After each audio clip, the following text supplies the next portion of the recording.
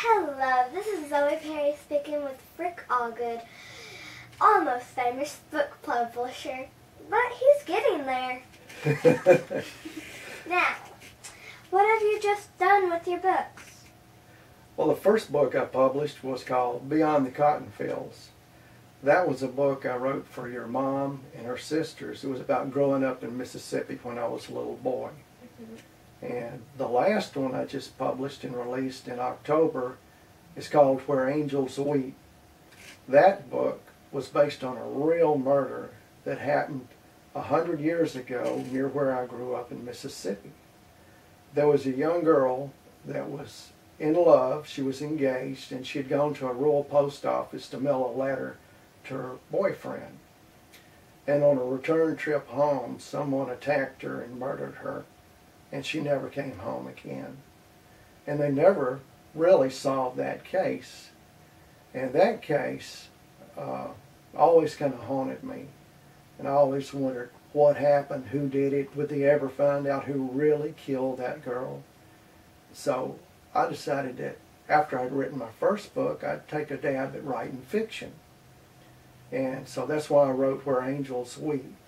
That book is based on that murder, but it's actually a fiction story. Do you ever wonder if that person is still out there? Well, I doubt if that person's still out there because it happened 100 years ago. And I imagine that person died a long time ago.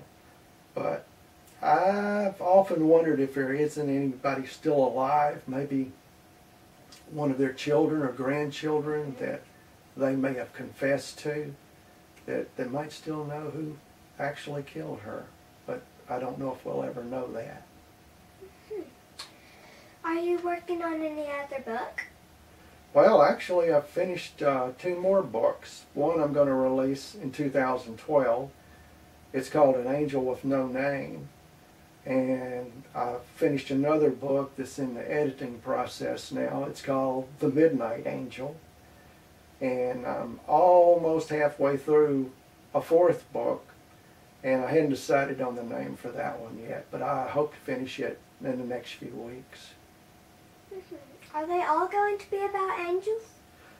Somewhat. I call them the Angel series. There's not any actual angels in the books. Not heavenly angels, but there's some earthly angels in the book. We often come upon angels when we're walking around. I call them angels unaware. People that God sends here to do good things. And they're doing God's work, and so I call those people angels too. I suppose they could be like angels. Yeah. Well,